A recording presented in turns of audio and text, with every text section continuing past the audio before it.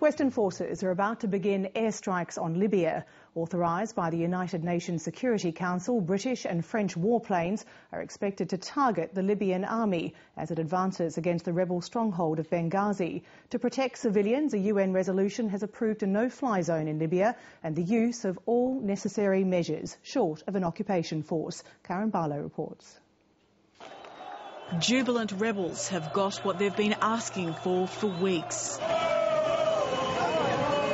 The United Nations has authorised military action to protect civilians in Libya. The strikes will take place rapidly. There's no question, you will understand, of saying when, how, which target and in which shape. But what has happened is a very important stage in the management of this war in Libya and the massacre by Gaddafi of his people.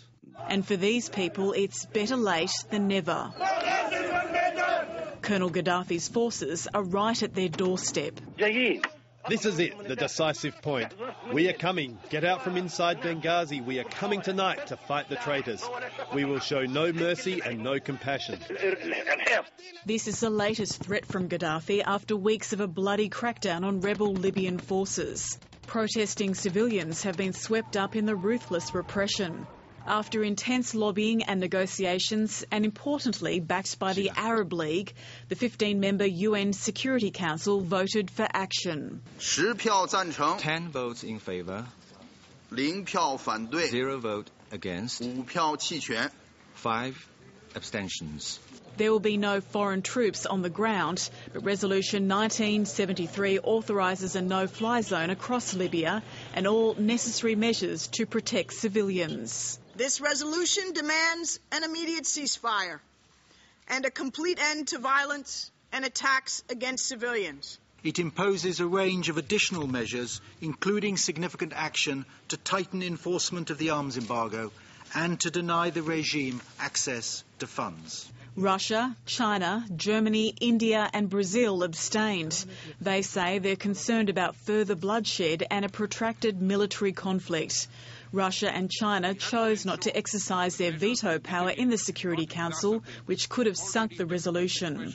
We should not enter a military confrontation on the optimistic assumption that quick results with few casualties will be achieved. Gaddafi loyalists are standing their ground. We are support Muammar Gaddafi until we finish the blood. No, you cannot take the oil. First of all, you have to take the blood.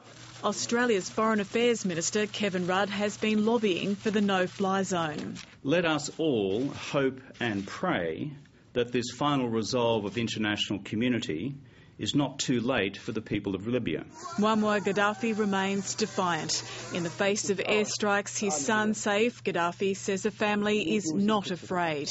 While their forces continue plans to enter the rebel stronghold of Benghazi, weapons for the rebels are reportedly being supplied by the Egyptian military. The Wall Street Journal says this cross-border operation is taking place with the full knowledge of the United States government. Karen Barlow, Lateline.